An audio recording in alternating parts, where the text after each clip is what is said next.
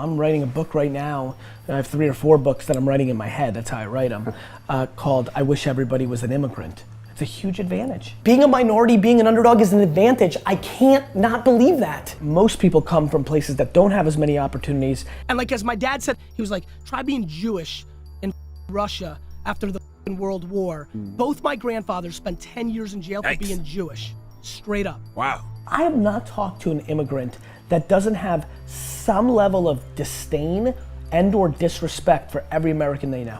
By the way, I think it's so good in America that most people are soft. I'm making this for my son, Xander, I think you're soft. I think a lot of you are not motivated because you're lucky. Yeah. And what I mean by that is, you're lucky in different ways. You haven't dealt with adversity that much. It's not a black-white thing, girl-boy thing. Absolutely. It's, you just had great parents, you had a good upbringing. Like life just didn't give you that much adversity. And so, I don't know, I wanna slice throats. My mom and dad had absolutely no, no tolerance for complaining. There was no opportunity for that, and I really appreciate that.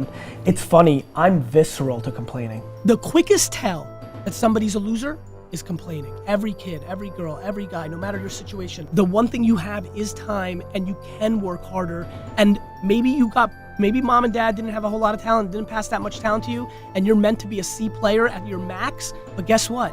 It's better than being a D player, it's better than being an F player, and it's definitely better than being a Z player. There is 87% of the rest of the world where you'd never have this chance. And probably 0% other place where it's so rewarded. I mean, it's so rewarded.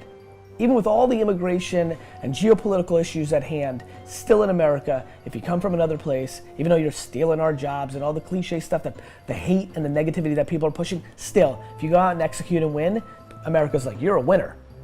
It's really, it's capitalism. Yeah. So, yeah, I think it is a humongous advantage. The disproportional reason so many people in here will not win, let's just get right to the chase. The disproportionate reason that most people in this room will not win is actually not the hard work, which is what I'm gonna talk about probably for the next 45 minutes. It's your lack of patience. For some unknown reason, when people go into ventures like this and other things, they somehow miraculously think it's gonna happen in 5 minutes. That you're the one person in the world, whatever you guys call your big club and put posters of each other up on, you think you're gonna be in that circle in 5 minutes for some reason, because you're the most charismatic, you figured out some weird system, you've got it. And the lack of patience is what hurts so many people. From 22 to 30 years old for 8 years, in my 20s, I worked 15 hours a day, 7 days a week in my dad's liquor store. Today, with all the things that have happened to me, I get emails on Facebook from friends I went to high school with, often starting with, Gary, you're so lucky. I reply to every single one of them, all of them, with the reply of an opening line first, Jan, great to see you again. You look great, kid's super cute. P.S. I am super not lucky. Let me remind you, Rick, remember when we graduated college and you went to the Jersey Shore every weekend and hooked up with chicks and drank beer? I worked. We're fucking fancy.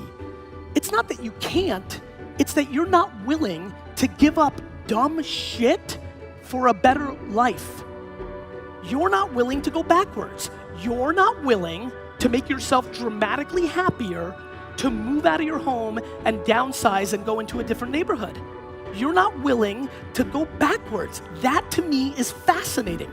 The fact that things, whether home, car, watch, clothes, going out, is holding people back from a substantially happier life is fascinating to me, and something that we need to debate. Because at the end of the day, that one at bat is all we've got. And so if I can absolutely push you one tangible item, I see some people have pads and pens, and I'm fascinated by that. Go, ready? Go to a fucking F-U-C-K-I-N-G retirement home, spend time, collect data, realize regret is the worst, and do something about it. You don't have time? What the fuck are you talking about? All my other, and I'm crazy. I have like people that say, like, I'll go see somebody leave a comment to my advice, say they don't have time, then I'll follow them. So for me, it's just understanding what's actually happening. I believe in patience because it's part of the equation. I believe in hard work because it's part of the equation. I believe in knowing your shit because it's part of the equation. And for me, I'm not worried about all the other noise, you know, especially in a world where people are gonna always tell you about your shortcomings. Like if you're not your number one fan, you've lost because the market's really good at tearing you down. You know what I don't like? Complaining. If you know you've decided you wanna make money and you're gonna do it for 7 years, I don't wanna hear you fucking complaining about it every day. Like, shut your fucking mouth, work for 7 years, save us money, and go fucking surf for the rest of your life. So that's where my mindset's on. Like, go all in on what this, like, too many people make a decision and then cry about their decision every fucking second. You made a fucking decision, own it, live it, sleep in that bed, move on. You don't like it? Change it, dick. If you live for weekends and vacations, your shit is broken. Yeah. I believe that. Like, you know how many of my friends, it breaks my heart, my friends like live for Friday night. Yeah. Like, they know they get the week, like Monday morning's the worst. Sunday night, I'm like chomping. I'm like a fighter before a fight, like in the dressing room. Like I can't, like, I try to go to sleep early on Sunday because I can't wait for Monday because I get to put my jersey on, you know? Yeah. I like that. Like, and I feel bad because listen, as a shit student, growing up in the 80s and 90s when everybody told me I was a loser for making money on the weekends but being bad at school, I remember Sunday night after the Jets played being depressed because I knew Monday I had to go to school and that was bullshit and I hated it and I still had 5, 7, 9, 2, 4 years of it. So, you know, I'm so glad that I'm removed from 1992, 3, 4 when I like dreaded Monday morning. Yeah. And then when my life actually started, my business world started, I don't anymore. I feel bad that most people, I mean, work? Guys, I mean, looking around at all of us, just like for the 6 of us in this room, it's like 50% of your life. Like 50% of your entire life is predicated on what you do at work. Like, it's just a huge percentage of one's life. I can't wrap my head around with the internet. This is not your grandpappy's life. Yeah. We have the internet. You can make shit happen. You can build businesses or side hustles. I just don't understand why people relegate into losing mentality and just thinking they can't.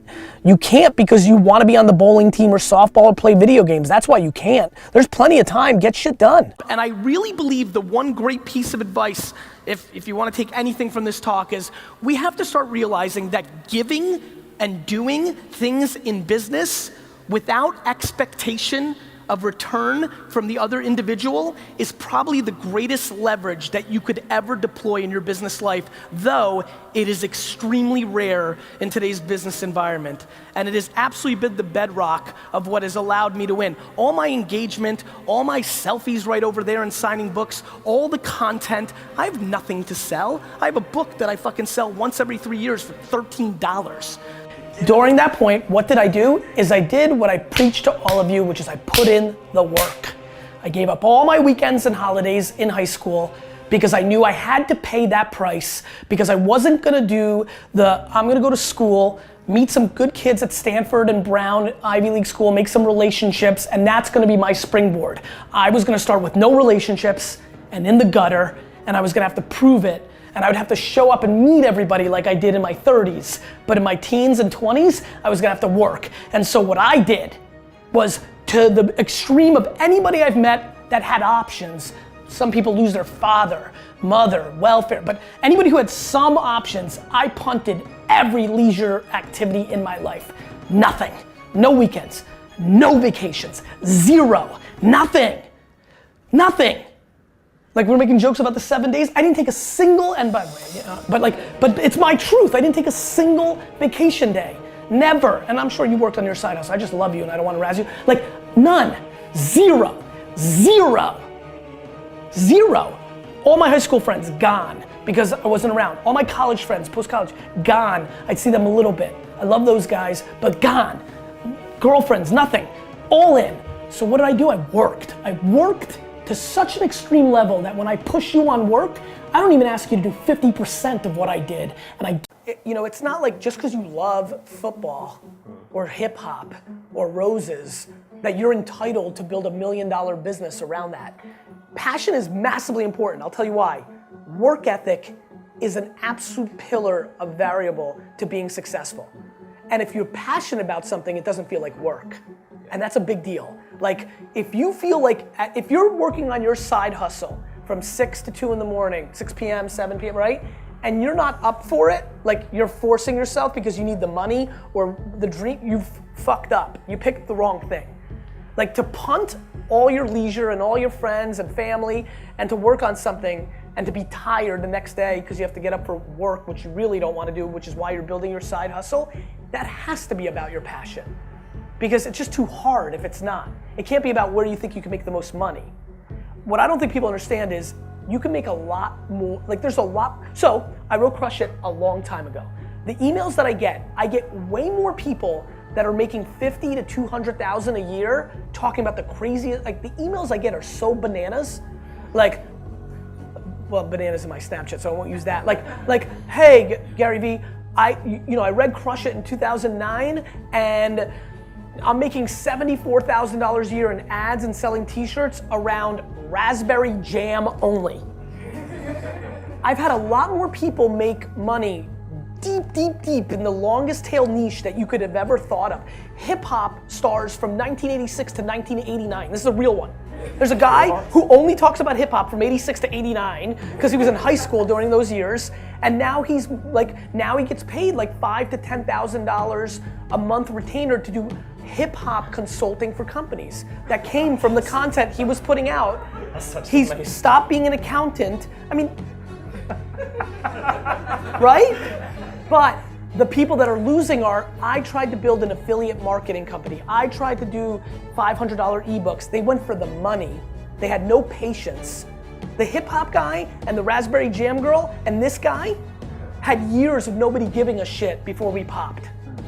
I did Wine Library TV for 2 years with crickets. Crickets. What kept you going during that time? Because I knew I was right. If anything besides being practical and start making money instead of losing money is what you remember from this talk this morning, please make it that you need to go to a senior citizen home and volunteer for 1 day. Here's what I want you to do. Spend 1 day at a senior citizen home, and I promise you, you will leave with the following. You will leave that the scariest thing in the world, the scariest thing in the world to human beings is regret. What you will see in those 80 and 90-year-olds, some will be happy and they'll be content, but you will see something at scale that scares the living shit out of me. It's called regret. The amount of people that wish they did things is scary. And let me promise you something. When you're 93, it's hard to pull it off.